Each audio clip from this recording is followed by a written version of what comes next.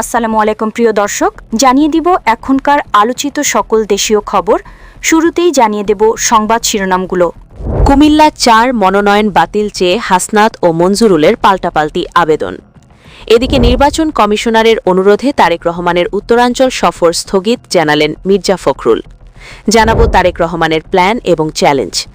এবং সর্বশেষ জানাবো ব্রাহ্মণবাড়িয়া ৬ আসন তারেক রহমানের নির্দেশে সরে যাচ্ছেন বিএনপি বিদ্রোহী প্রার্থী।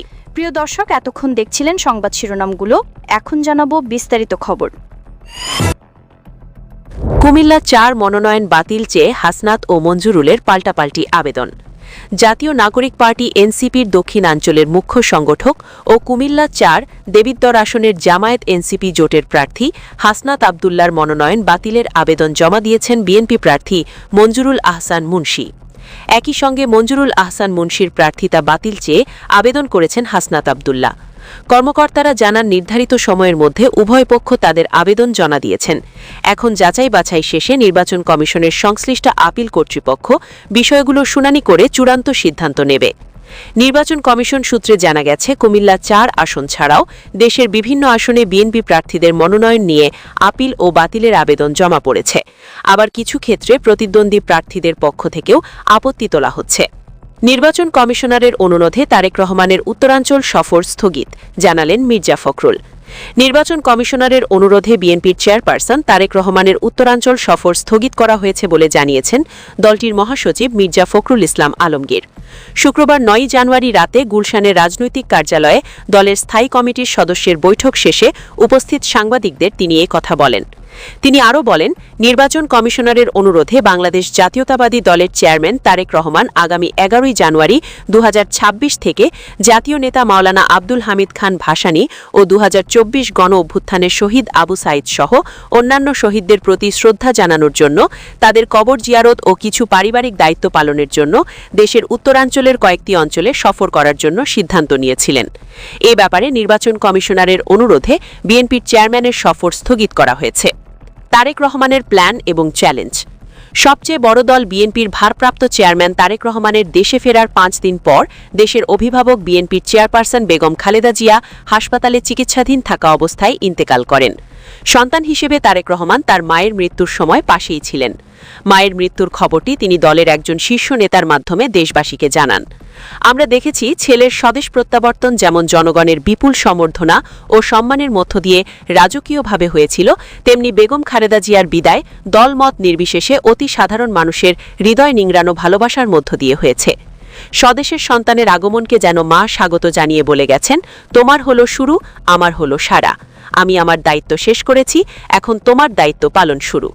বেগম খালেদা জিয়ার ব্যক্তিগত এবং রাজনৈতিক জীবনের দুঃখ কষ্ট সংগ্রামের কথা এদেশের প্রতিটি মানুষ জানে। কিভাবে তিনি শুধুমাত্র দেশ ও দেশের মানুষের কথা ভেবে নিজের জীবনকে উৎসর্গ করেছেন। নিজের জীবনের তোয়াক্কা করেননি, দেশ ও জনগণের জন্য নিজের জীবন বিপন্ন করে এমন ত্যাগ স্বীকারের নজির বিশ্বে বিরল।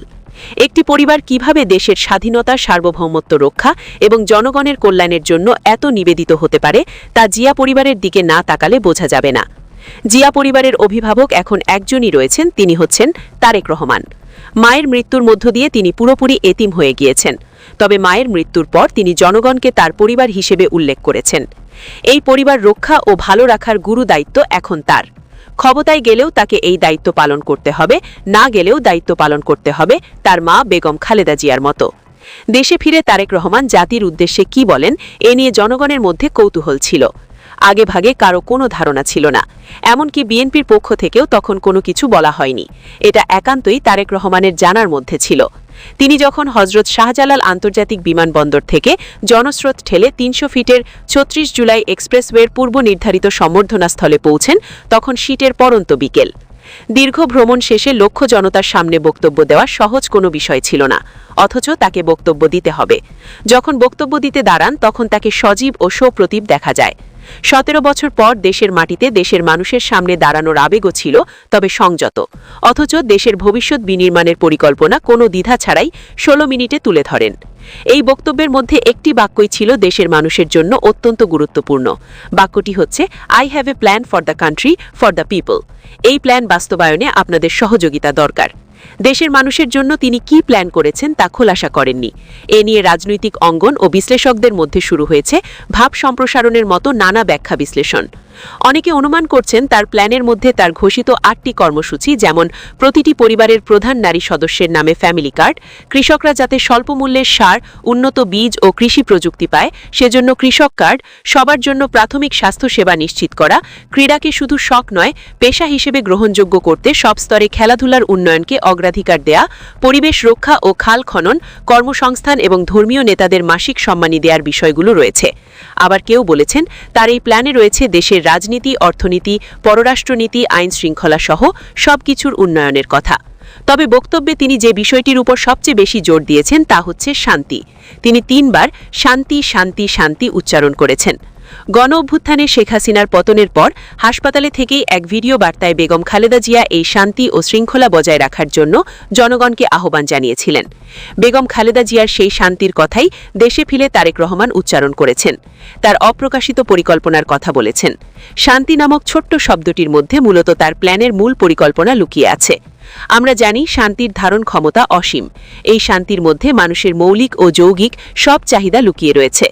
সকলে পরিবার, সমাজ ও রাষ্ট্রে শান্তি চায়, শান্তিতে নিশ্চিন্তে জীবনযাপন করতে চায়। শান্তি স্থাপন করতে হলে মানুষের নিরাপত্তা ও পারস্পরিক সহাবস্থা নিশ্চিত করতে হয়।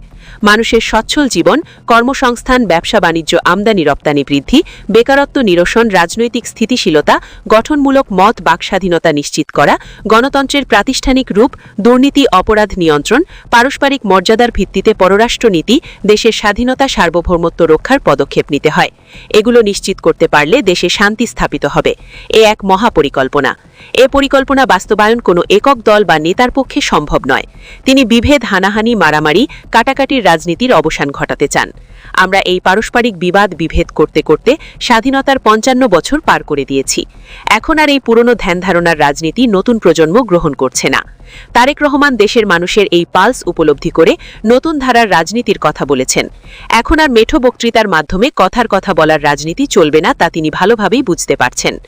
একজন সরকার প্রধান বা রাজনৈতিক নেতা যা বলবেন তাই করতে হবে। এখানে গালভরা মেঠো বক্তৃতার কোনো সুযোগ নেই। তারেক রহমান যখন জাতীয় পরিচয়পত্র করতে নির্বাচন কমিশন অফিসে যান তখন তার আচরণে ছিল বিনয় ও নম্রতা। প্রত্যেকের সাথে তিনি সালাম ও কুশলাদি বিনিময় করেন। জাতীয় স্মৃতিসৌধে শ্রদ্ধা জানাতে গিয়ে পরিদর্শন খাতায় যখন নিজের পরিচয় লেখেন রাজনৈতিক কর্মী, তখন বুঝতে বাকি থাকে না তিনি নিজেকে অতি সাধারণ নেতাকর্মী ও মানুষের কাতারে ভাবেন। দেশের বৃহত্তম দলের নেতৃত্বে থাকলেও ডাউন টু আর্থ মানসিকতা ধারণ করেন। তার পা মাটিতে রয়েছে। তার বাবা জিয়াউর রহমানও নিজেকে ডাউন টু আর্থে নিয়ে গ্রামগঞ্জের অতি সাধারণ মানুষের কাছে ছুটে গেছে। সেই বাবার সন্তান তারেক রহমানের ভেতরে জিনগতভাবেই এই বৈশিষ্ট্য থাকা স্বাভাবিক। শুধু তাই নয়, বিমানবন্দর থেকে নেমে তিনি হাসপাতালে মৃত্যুর সাথে পাঞ্জা লড়তে থাকা দেশের অবিসংবাদিত ও অপসী নেত্রী বেগম খালেদা জিয়াকে আগে দেখতে না গিয়ে লাখো মানুষের সমাবেশে হাজির হয়ে বলেছেন, এখান থেকে আমার মা দেশনেত্রী খালেদা জিয়ার কাছে যাব। সন্তান হিসেবে আমার মন আমার মায়ের বিছানার পাশে পড়ে আছে সেই হাসপাতালের ঘরে। কিন্তু সেই মানুষটি যাদের জন্য জীবন উৎসর্গ করেছেন, অর্থাৎ আপনারা, এই মানুষগুলোকে আমি কোনোভাবেই ফেলে যেতে পারি না। সেজন্যই আজ হাসপাতালে যাওয়ার আগে আপনাদের প্রতি টেলিভিশনগুলোর মাধ্যমে সমগ্র বাংলাদেশ থেকে যারা আমাকে দেখছেন আপনাদের সবার কাছে কৃতজ্ঞতা প্রকাশ করার জন্য আমি এখানে দাঁড়িয়েছি। এখানেই তার সবার আগে বাংলাদেশ স্লোগানের প্রতিফলন ঘটেছে। তার মা দেশের অভিভাবক বেগম খালেদা জিয়াও জনগণের উদ্দেশ্যে বলেছিলেন, আপনারা আমাকে ছেড়ে গেলেও আমি আপনাদের ছেড়ে যাব না। আপনারাই আমার আত্মীয় স্বজন, পরিবার। তারেক রহমান দেশে আগমন করে মায়ের সেই কথারই প্রতিধ্বনি করেছেন। মায়ের এই নিষ্ঠি তারেক রহমানকে ধরে রাখতে হবে। তাকে এই চেতনা ধারণ করতে হবে। তার বাবা, তার মা দেশের মানুষের কল্যাণের জন্য এবং দেশের স্বাধীনতা, সার্বভৌমত্ব রক্ষায় নিজেদের জীবন বিলিয়ে দিয়েছেন। তার বাবা মা জীবনভর নিজেদেরকে ডাউন টু আর্থে রেখে সাধারণ মানুষের কাতারে থেকেছেন। তারেক রহমানও নিজেকে সেভাবে রাখবেন বলেই আশা করি। তবে তিনি দেশের মাটিতে পা রাখার পর থেকে যেভাবে বিভিন্ন সংবাদ মাধ্যম ও টিভি চ্যানেল তাকে নিয়ে তেলবাজিতে নেমেছে, বন্দনা গাওয়া শুরু করেছে, তা খারাপ লক্ষণ। প্রায় সবগুলো মিডিয়া যেন তারেক রহমানকে তেল মারার প্রতিযোগিতায় নেমেছে, ঠিক যেভাবে ফ্যাসিস্ট শেখ হাসিনাকে নিয়ে মিডিয়াগুলো এ কাজ করেছিল।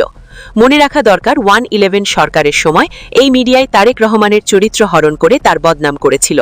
ফলে এখন যেসব মিডিয়া তার জন্য তেলের ড্রাম নিয়ে নেমেছে, এদের ব্যাপারে তাকে সতর্ক থাকতে হবে। শুধু মিডিয়া নয়, তেলবাজ ব্যক্তির কাছ থেকেও তাকে দূরে থাকতে হবে।